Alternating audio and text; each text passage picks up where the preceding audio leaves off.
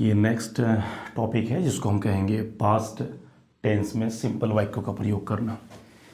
इसमें आता है आपका यूज़ ऑफ वॉज और वर। वॉज और वर होता है क्या है इसको जानेंगे हम। तो वॉज और जो वर है ये हम टॉपिक करेंगे, बट इसमें वर्ब नहीं होगा, बिना वर्ब के, जिसमें वर्क नहीं होगा। ठीक है, तो सबसे पहले जानेंगे हम वॉज वर की हिंदी क्या है। पहचान, पहचान में देखें वॉज मिस होता है था या थी, ये सिंगुलर के लिए, सिंगुलर नाउन सिंगुलर सब्जेक्ट के लिए होता है ये। और अगला आता है आपका वर। वर का हिंदी होता है थे या थी, ये बहुवचन के लिए। इन दो शब्दों का क्या यूज़ है इसको हम जानेंगे रूल में। वॉज के साथ क्या क्या लगेंगे, आई ही शी इट नेम, ये सारे जो करता है नाउन है ये आपके एक वचन है। नेक्स्ट अगला आता है टू। टू में वर के साथ क्या क्या लगेगा, you we they boys girls, जितने भी बहुवचन होता है, बहुवचन मतलब जिसकी संख्या दो या दो से अधिक, तो ये सब क्या है बहुवचन करता है। और वाक्य है नंबर फर्स्ट टाइप का आपका सिंपल सेंटेंस। सिंपल सेंटेंस में क्या है इसका फार्मूला, अब बराबर सब्जेक्ट के बाद was be are. Was be are यहाँ पर किसके रूप में, हेल्पिंग वर्ब तो है, बट हमारा टॉपिक क्या चल रहा है, primary auxiliary verb, primary auxiliary verb. इसके बाद क्या है अदर वर्ड्स। अब इसका हम यूज़ करेंगे एग्जाम्पल के साथ। जैसे सेंटेंस में हम सेंटेंस देखेंगे तो ज़्यादा समझ में आ जाएगा। जैसे सेंटेंस है, लैंचो एक बूढ़ा किसान था, किसान था या किसान थे। इस सेंटेंस में सब्जेक्ट क्या है, लैंचो, तो लैंचो को हम लिखेंगे सब्जेक्ट के रूप में लैंचो। लैंचो क्या है, नाम है, लैंचो क्या है, नाम है, तो नाम के साथ क्या लगेगा, वॉज। अब यहाँ पर जो वॉज है किसके रूप में, ये हेल्पिंग और या प्राइमरी ऑक्सिलरी के रूप में। तो लैंचो वॉज, बचा क्या अदर वर्ड। अदर वर्ड क्या है, एक बूढ़ा किसान, तो अ या an old farmer, an old farmer. तो ये सेंटेंस आपका हो गया एक वचन में। अगला आता है नेक्स्ट, मैं कल व्यस्त था, मैं कल व्यस्त था। इस सेंटेंस में कल, कल शब्द आकर के ये दर्शा रहा है कि ये पास्ट में है। अब मैं का अंग्रेजी है आई, आई के साथ भी क्या लगेगा, वॉज। आई वॉज एट वीजी, एट वीजी कल एस्टरडे। एस्टरडे क्यों लगेगा, क्योंकि ये भूतकाल को दर्शा रहा है जो दिन चले गए। एट बिजी मानो व्यस्त पर, समय, इसमें टाइम शो कर रहा है। तो ये हो गया लंचो के साथ वॉज, आई के साथ वॉज। यदि इसको हम बना देते हैं या ही या सी के साथ, जैसे वो है मेहनती था, ही मेहनती थी होती तो शी लगा देते, तो he was laborious, he was laborious, मेहनती, लेबर से लेबोरियस बनता है। ये तो हो गए आपके एक वचन वाले सेंटेंस। अब आता है बहुवचन में। जैसे नेक्स्ट आपका आता है तुम कमज़ोर थे, तुम कमज़ोर थे, तो तुम का अंग्रेजी क्या है, इसमें यू, यू के साथ क्या लगेगा, वर। हमेशा ध्यान देना ये जो शब्द है यू है, ये एक वचन के लिए भी होता है और बहुवचन के लिए भी होता है। मीन्स यू शब्द जो है वो किसी एक व्यक्ति के लिए भी होता है, उनके साथ में जो बहुवचन होता है 2 4 10 तुम लोग शब्दों में आता है तो भी यू लगता है। तो तुम का अंग्रेजी होता है यू, और यू के साथ लगेगा वर, यू वर, कमजोर का होगा वीक। तो ये इसका हो गया अफर्मेटिव सेंटेंस। इसमें अब आता है कि इसका प्रयोग ज़्यादातर क्या होता है। अब इस वॉज बी आर का जो प्रयोग है, प्राइमरी ऑक्सिलरीज का जो यूज़ है, इसका प्रयोग जो है जैसे लिटरेचर हो गया, literature, literature means 9th 10th 11th 12th में, या ग्रेजुएशन या पीजी, जो भी हम सिंपल बोलचाल की भाषा में प्रयोग करते हैं उनको दर्शाने के लिए वॉज बी आर का प्रयोग करते हैं। It means was and were both are used for the past actions, भूतकाल की घटनाओं को दर्शाने के लिए किया जाता है। तो ये हो गया अफर्मेटिव। अब अफर्मेटिव को इसी में जैसे हमने यहाँ पर किया है, अफर्मेटिव में एक वचन वाले कर्ता और बहुवचन वाले कर्ता दोनों हो गया है। तो करेंगे हम नेगेटिव सेंटेंस। तो नेगेटिव सेकंड टाइप का सेंटेंस है आपका। नेगेटिव सेंटेंस में इसका भी सेम फार्मूला बनेगा, एफ बराबर सब्जेक्ट, सब्जेक्ट के बाद आपका वॉज वियर, हेल्पिंग वर्ब या प्राइमरी ऑक्सिलरीज जो भी कहेंगे, प्लस नॉट। नेगेटिव की जो पहचान है नॉट होता है। नेगेटिव की पहचान नॉट होता है प्लस ओ डब्ल्यू या अदर वर्ड्स जो भी आप कहेंगे। सेम सेंटेंस वही होगा। अब जैसे थोड़ा सा हम साहित्यिक सेंटेंस ले लेते हैं। लेखक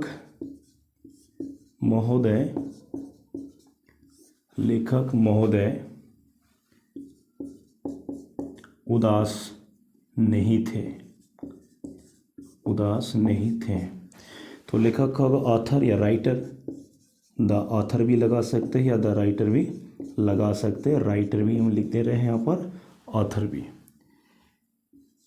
द ऑथर या राइटर वॉज नॉट अपसेट, उदास, अपसेट नहीं थे। तो इसमें ध्यान दीजिए सेम फार्मूला, केवल इसमें क्या लगा, नॉट के लिए क्या चुका है यहाँ पर, नॉट आ चुका है। एक क्वेश्चन में लगा तो वॉज आ गया। अब जैसे वे लोग शरारती नहीं थे, तो वे लोग का अंग्रेजी बहुवचन है ये, तो क्या लिखेंगे, दे वर नॉट नॉटी मीन्स शरारती। यहाँ पर वे लोग में शरारती जो शब्द है ये अधिकतर ये बच्चों के लिए होता है। तो नेगेटिव आपने समझा, यहाँ पर नेगेटिव में सिर्फ नॉट लगा है, सेम प्रक्रिया वही है। अगला जो आपका आता है सेकंड टाइप का सेंटेंस है, अगला हम करेंगे इंट्रोगेटिव। नंबर 3 इंट्रोगेटिव का मतलब होता है प्रश्नवाचक शब्द जिसमें प्रश्नवाचक का चिन्ह बना रहता हो। तो इसका जो फार्मूला है एफ बराबर was oblique verb, helping verb या प्राइमरी ऑक्सिलरी वर्ब पहले आ गया है, बीच में सब्जेक्ट आएंगे, उसके बाद आपका आएगा अदर वर्ड्स, अंत में ये क्वेश्चन मार्क प्रश्नवाचक का चिन्ह। अब जब हेल्पिंग वर्ब ऑक्सिलरी वर्ब पहले आता है तो इसको हिंदी में कहते हैं क्या शब्द। क्या सोहन घर पर था। तो क्या शब्द लगाने से हम पूछ रहे हैं कि क्या सोहन घर पर था, तो क्या शब्द के लिए क्या लग रहा है, यहाँ पर हेल्पिंग वर्ब लगेगा, वॉज वेयर में से एक लगेगा। तो सोहन नाम है तो क्या लगेगा, वॉज। सोहन सब्जेक्ट है तो सोहन घर पर, एट होम और क्वेश्चन मार्क की जगह क्वेश्चन मार्क। तो ये आपका हो गया प्राइमरी ऑक्सिलरी, सब्जेक्ट हो गया सोहन और अदर वर्ड्स क्या हो गया, एट होम। नेक्स्ट आपका आता है अगला सेंटेंस है, क्या हम लोग पिछले सप्ताह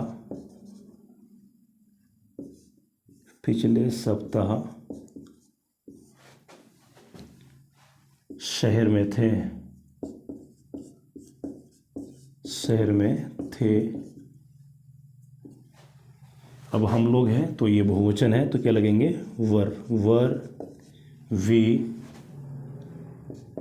इन द सिटी,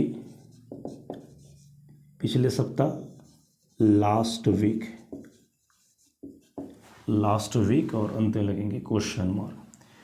तो ये इंट्रोगेटिव है जिसमें हेल्पिंग वर्ब पहले लगा जाता है, प्राइमरी ऑक्सिलरी पहले, और हिंदी में शुरुआत में क्या लगेंगे, क्या शब्द होगा, और वाक्य के जो अंत होता है पूर्ण हो जाता है वो क्या है, प्रश्नवाचक शब्द। उससे प्रश्नवाचक शब्द चाहे वो अंग्रेजी हो या हिंदी दोनों में यूज होगा। इसी में नेक्स्ट आपका टॉपिक है हैज हैव हैड का प्रयोग है।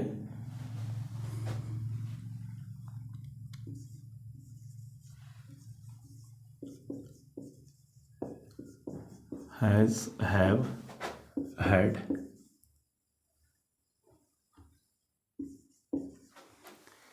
ये जो हैज हैव हैड है ये,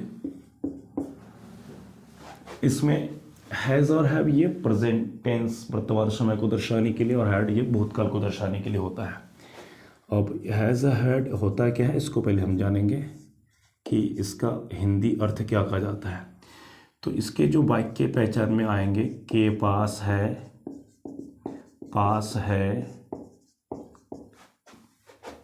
के पास रखता है, ये हो गया वर्तमान के लिए। प्रेजेंट में क्या होगा, के पास है, के पास रखता है, रखती है, के पास रखती है, रखते हैं। अब आता है हेड के लिए, के पास था,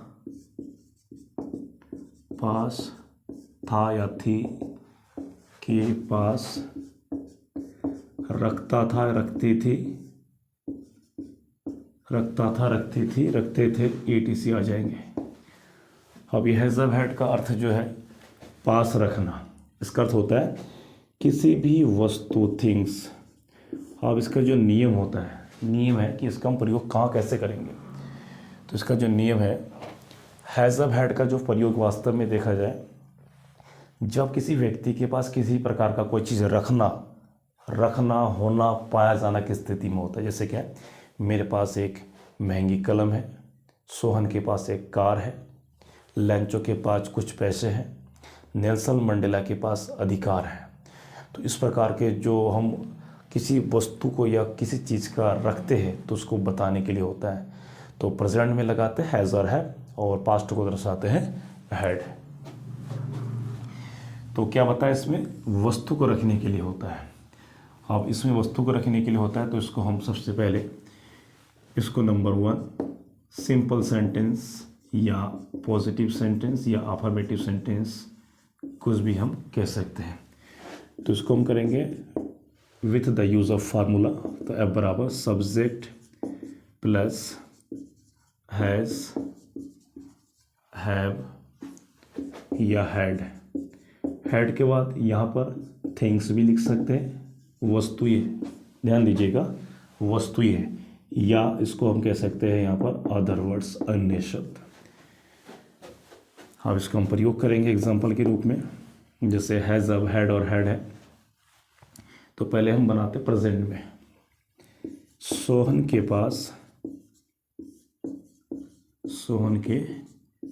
पास एक कंप्यूटर है। तो है शब्द से दर्शा रहा है कि वर्तमान में कंप्यूटर सोहन के पास रखना पाया जा रहा है। तो सोहन सब्जेक्ट है। अब इसमें एक नियम है कि एक वचन वाले कर्ता के क्रियाओं के साथ या कर्ताओं के साथ हैज़ लगेगा, बहुवचन वाले कर्ताओं के साथ हैव लगेगा। और ये जो हैड है, हैड पास्ट में, इसीलिए एक वचन बहुवचन सभी कर्ताओं के साथ हैड ही लगता है। तो सोहन का सोहन लिखेंगे यहाँ पर, सोहन नाम है, एक वचन है तो has, Sohan has a computer, Sohan has a computer. देख लीजिए सब्जेक्ट सोहन आ गया, हैज़ क्या है यहाँ पर, हेल्पिंग वर्ब कह सकते हैं या प्राइमरी ऑक्सिलरीज वर्ब भी कह सकते हैं, दोनों एक ही चीज़ है। अब ये जो कंप्यूटर क्या है, ये वस्तु भी कह सकते हैं या अन्य शब्द भी कह सकते हैं। नेक्स्ट अगला आता है, उसके पास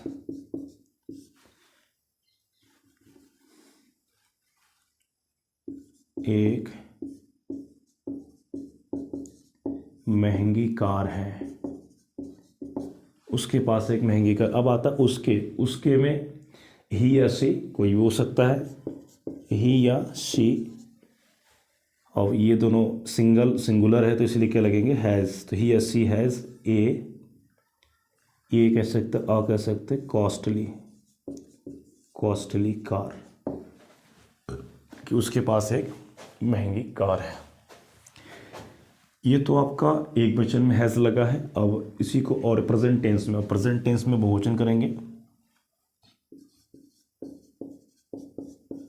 तुम्हारे पास उपयोगी पुस्तक है, उपयोगी मीन्स यूजफुल। अब तुम्हारे मीन्स तुम शब्द से रिलेट होता है यहाँ पर। तो यू हैव, अब यू बहुवचन है तो क्या लगा यहाँ पर, हैव। तो यू हैव यूजफुल बुक। तो ये सेंटेंस आपके हो गए हैज़ और हैव के प्रेजेंट में। अब आता है यहाँ पर, इसका एक एग्जांपल और लगा लेंगे। जैसे मेरे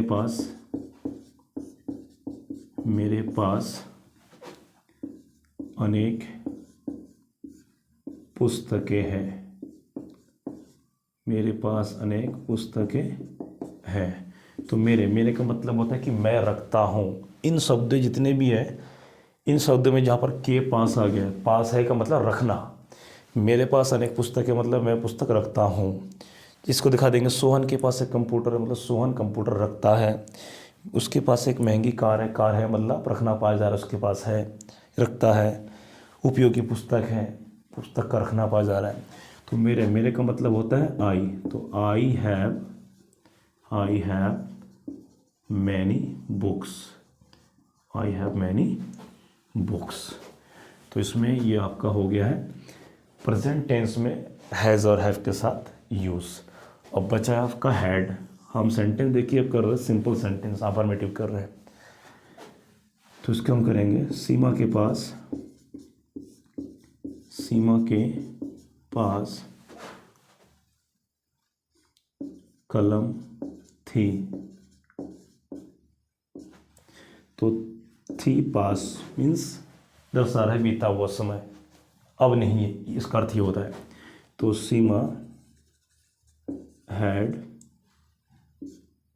हैड पेन। इसी को और करेंगे, तुम्हारे पास हीरे ध्यान देना, हीरे हैं, हीरा मतलब डायमंड। अब होगा उसके पास, कहीं से लाया उसकी मर्जी, हमें खोजबीन तो करना नहीं है। तो तुम्हारे पास हीरे हैं, तो हीरे, तुम्हारे पास हीरे या हीरा था। ठीक है, थोड़ा सा यहाँ पर अपडेट कर दे रहे, तुम्हारे पास हीरा था दर्शा रहे बहुत कर। तो यू हैड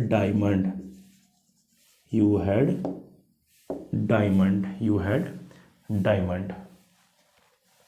तो यहाँ पर ये हैड शब्द से दर्शा रहा है आपका कि ये जो है ये वाक्य जो है आपका पास्ट टेंस में है, इसको हमने हैड से प्रयोग किया। तो स्टूडेंट्स ये हमने सिंपल सेंटेंस का प्रयोग किया है। इसके बाद करेंगे नेगेटिव फिर इंट्रोगेटिव। तो अब चीज़ है कि इसको हम जानेंगे कैसे। पूरा देखने के लिए इसको शुरू से लेकर के 2 या 3 बार जब आप पूरा शुरू से देखेंगे, 2 बार 3 बार जब वॉच करेंगे तो आपको पूरी तरह से कंसेप्ट समझ में आएगा। इसमें कोई ऐसा कंटेंट नहीं है जो आपके लिए ईजी वे में ना हो।